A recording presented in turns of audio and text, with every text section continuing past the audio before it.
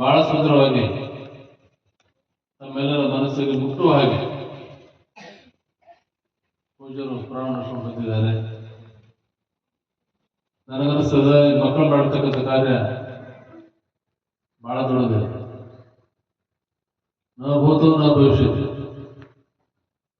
ಎಷ್ಟು ದೊಡ್ಡದು ಮಾಡ್ಯಾವ ಹುಡುಗರಂದ್ರೆ 2 ವರ್ಷ ಕಾರ್ಯಕ್ರಮ ಮಾಡ್ಕೊಂಡು ಈ ವರ್ಷ ಮೂರ್ತಿ ಸ್ಥಾಪನೆ, ಕಳಸಾರೋಹಣ, ಪುರಾಣ, ಬಹುತೇಕ ಹಿಂದಿನ ಜನರ ಸಂಸ್ಕಾರ ಇದ್ದಾಗ ಮಾತ್ರ ಇಂಥ ಕಾರ್ಯಗಳು ಮಾಡಲು ಬರ್ತಾವ. ಎಲ್ಲಿ ಸಂಸ್ಕಾರ ಇಲ್ಲ, ಎಲ್ಲಿ ಪದ್ಧತಿ ಇಲ್ಲ, ಅಲ್ಲಿ ಕೆಟ್ಟ ಮಕ್ಕಳು ಹುಟ್ಟುತ್ತಾವ. ಸಂಸ್ಕಾರದಾಗ ಬಹುತೇಕ ಆ ಮನುಷ್ಯನ ಸಂಗಟ ನಾವು 100 ಮಾತು ಮಾತಾಡೋದು ಬೇಡ. ಎಲ್ಲಿ ಸಂಸ್ಕಾರಿತ ಮನುಷ್ಯನ ಸಂಗಟ ಒಂದೇ ಮಾತು ಮಾತಾಡೋದು ಸಾಕು. ಮನುಷ್ಯ ಹೆಂಗದನ ಏನದನ ಗೊತ್ತಾಗ್ತದೆ. ಮನುಷ್ಯನ ಮುಖ ನೋಡಿದ್ರೆ ಹೆಂಗೆ ಗೊತ್ತಾಗ್ತದ, ಊರ ಅಕ್ಷಬಾರ ಊರಾಗ ಹೆಂಗೆ ಬಂದಂತ ಗೊತ್ತಾಗ್ತದೆ. ಈಗ ನಿಮಗೆ ಗೊತ್ತಿರ್ಬೇಕು, ಸಂಸ್ಕಾರ ಇದ್ದವ್ರು ಹೆಂಗ, ಸಂಸ್ಕಾರ ಇಲ್ದವ್ರು ಹೆಂಗ. ನೀವೇ ಮಾತಾಡ್ತಿರ್ತೀರಿ ನಮ್ಮ ಮನೆಯಾಗ,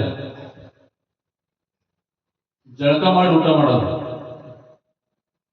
ಮೈ ತೊಳ್ಕೊಂಡು ಕೂಡ್ತಿನ್ನೋದು, ಸ್ನಾನ ಮಾಡಿ ಪ್ರಸಾದ ತಗೊಳ್ಳೋದು. ಯಾರ ಬಾಯಾಗ ಯಾವ ಮಾತು ಬರ್ತಾವ ನೀವೇ ವಿಚಾರ ಮಾಡ್ರಿ. ಎಲ್ಲಿ ಸಂಸ್ಕಾರ ಏನೂ ಇಲ್ಲ ಅಂತವ್ರ ಬಾಯಾಗ ಮೈ ತಗೊಂಡೇನಪ್ಪ, ಮೈ ತಗೊಂಡೇನು. ಆದ್ರೆ ನಗರಕ್ಕೆ ಮಧ್ಯಮ ತರಗತಿಯೊಳಗೆ ಸ್ನಾನ ಆಯ್ತೇನು, ಸ್ನಾನ ಆಯ್ತು. ಸಂಸ್ಕಾರದ ಮನೆಯೊಳಗ ಸ್ನಾನ, ಪೂಜಾ, ಪ್ರಸಾದ ಆಯ್ತು ನಾವು ಕೇಳ್ತೀವಿ. ಇಲ್ಲಿ ಸಂಸ್ಕಾರವನ್ನು ಕೊಡಬೇಕಾದಾಗ ಸಂಸ್ಕಾರವನ್ನು ಕೊಡಿಸೋರು ಪುಟ್ಟ ಮಕ್ಕಳು,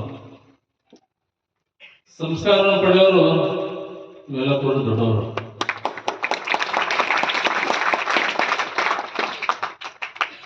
ಹಿಂದಿನ ಜನರ ಸಂಸ್ಕಾರದ ಸಲುವಾಗಿ ಮಕ್ಕಳು ಇವತ್ತು ಏನ್ ಮಾಡಿರ್ತಾರೆ ಅಂದ್ರೆ, ದೊಡ್ಡವ್ರನ್ನ ಕರ್ಕೊಂಡು ಸಂಸ್ಕಾರ ಪಟ್ಟರು